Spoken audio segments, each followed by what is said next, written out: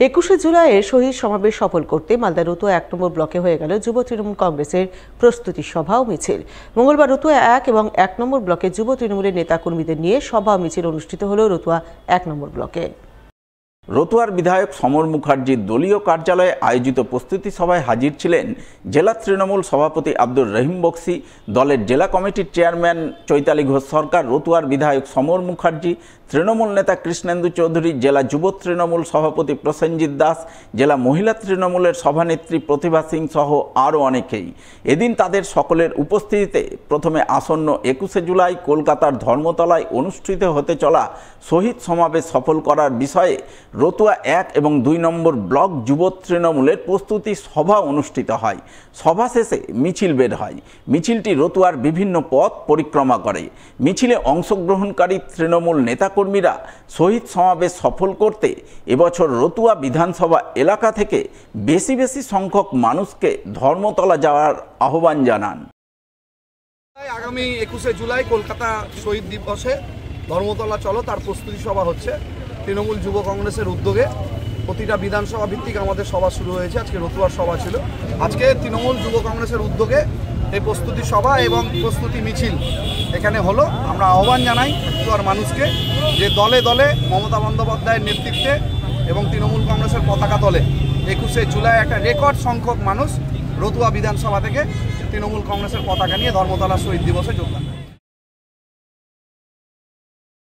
অন্যদিকে 21শে জুলাই তৃণমূলের শহীদ সমাবেশ সফল করতে মঙ্গলবার কালিয়াচক 2 নম্বর ব্লকে মিছিল করলেন পশ্চিমবঙ্গ রাজ্য সরকারি কর্মচারী ফেডারেশন নেতৃত্ব। তারা ব্লকের আশাকর্মী সহ বিভিন্ন দপ্তরে কর্মরত রাজ্য সরকারি কর্মচারীদের নিয়ে মোথাবাড়ি এলাকায় মিছিল করেন। মিছিল শেষে তাদের নিয়ে প্রস্তুতি সভা করেন মোথাবাড়ির সুকান্ত ভবনে। এদিনের এই মিছিল ও সভায় হাজির ছিলেন পশ্চিমবঙ্গ রাজ্য সরকারি কর্মচারী ফেডারেশন মালদা শাখার সভাপতি চিরঞ্জিত মিশ্র সহ অন্যান্যরা। প্রতি বছরে 21শে জুলাই দিনটাকে শহীদ সমাবেশের শ্রদ্ধার্ঘ্য নিবেদনের দিন বলে পশ্চিমবঙ্গের মাননীয় মুখ্যমন্ত্রীর নেতৃত্বে প্রতি বছর হয়ে থাকে। আমরা পশ্চিমবঙ্গ রাজ্য সরকারি কর্মচারী ফেডারেশন তার ওই সমাবেশের ঐতিহাসিক সাক্ষী হওয়ার জন্য জেলার সমস্ত দপ্তরে, সমস্ত জিপিতে এবং সমস্ত ব্লকগুলো অফিসগুলোতে আমরা প্রচার প্রস্তুতি ব্যানার লাগানোর মধ্য দিয়ে এই সমাবেশের উৎসাহ উদ্দীপনা সাফল্যের চূড়ান্ত জায়গায় নিয়ে যাওয়ার উদ্যোগ গ্রহণ করেছি। তারই একটা অংশ হিসাবে প্রত্যেকটা ব্লকে যেমন প্রস্তুতি সভা এবং মিছিল করছি, আজকে কালিয়াচক 2 নম্বর ব্লকেও একইভাবে প্রস্তুতি সভা এবং মিছিল করার মধ্য দিয়ে কর্মচারীদের উৎসাহ উদ্দীপনার যে আওয়াজ আমরা দেখেছি, বিগত দিনে কর্মচারীদের যে 21শে জুলাইয়ের কর্মসূচিতে উপস্থিতির সংখ্যা তার থেকে অনেক গুণ কর্মচারীর উপস্থিতি হবে। মালদা রতুয়া 2 নম্বর ব্লকের মহারাজপুর অঞ্চলে বিরোধী দলে ভাঙল ধরালো রাজ্যের শাসক দল তৃণমূল। সিপিএমের এবং কংগ্রেস দল ছেড়ে অনেকেই যোগদান করলেন তৃণমূলে। সোমবার মহারাজপুর অঞ্চল এলাকায় আয়োজিত এই যোগদান কর্মসূচিতে অংশ নিয়ে দলের নবাগতদের হাতে দলীয় পতাকা তুলে দিয়ে তাদের স্বাগত জানালেন জেলা তৃণমূল সভাপতি আব্দুর রহিম বক্সি।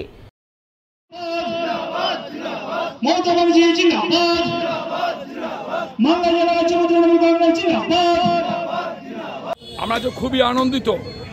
সিপিএম যারা করে, কংগ্রেস যারা করে, তারা বুঝতে পেরেছে সিপিএমকে ভোট দেওয়া, কংগ্রেসকে ভোট দেওয়া মানে বিজেপিকে শক্তিশালী করে একটা উত্তরপ্রদেশ, একটা গুজরাট তৈরি করা।